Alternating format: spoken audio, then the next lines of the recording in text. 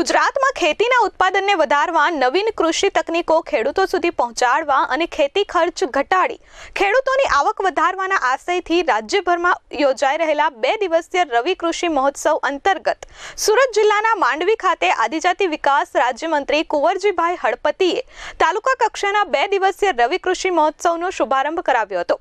મંત્રી અને અન્ય મહાનુભાવોએ કૃષિ વિભાગની વિવિધ યોજનાઓના લાભાર્થીઓને રોકડ સહાય, સાધન સહાય તેમજ મંજૂરી હુકમોનું વિતરણ અને પ્રગતિશીલ ખેડૂતોને પ્રમાણપત્ર આપી બહુમાન કર્યું હતું। કૃષિ વિભાગ દ્વારા યોજવામાં આવેલા પ્રદર્શનને ખુલ્લું મૂકી મંત્રી અને મહાનુભાવોએ તમામ સ્ટોલની મુલાકાત લઈ પ્રદર્શિત કૃષિ પાકો, આધુનિક ખેત ઓજારો, પ્રાકૃતિક ખેતીમાં વપરાતા વિવિધ દ્રવ્યો અને આ સમગ્ર મામલે જાણકારી મેળવી હતી। માંડવી નગરપાલિકાના ગ્રાઉન્ડમાં અહીંયા મોટી સંખ્યામાં ખેડૂતો સાથે આ મેળાનું આયોજન કરવામાં આવ્યું છે।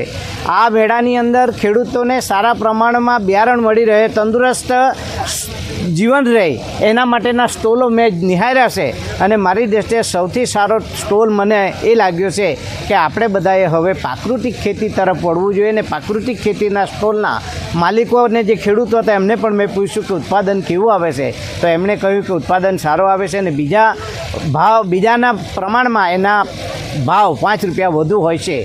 તમામ ખેડૂતોએ પ્રાકૃતિક ખેતી તરફ વળવું જોઈએ। નિર્મલ પટેલ, S24 ન્યૂઝ, માંડવી।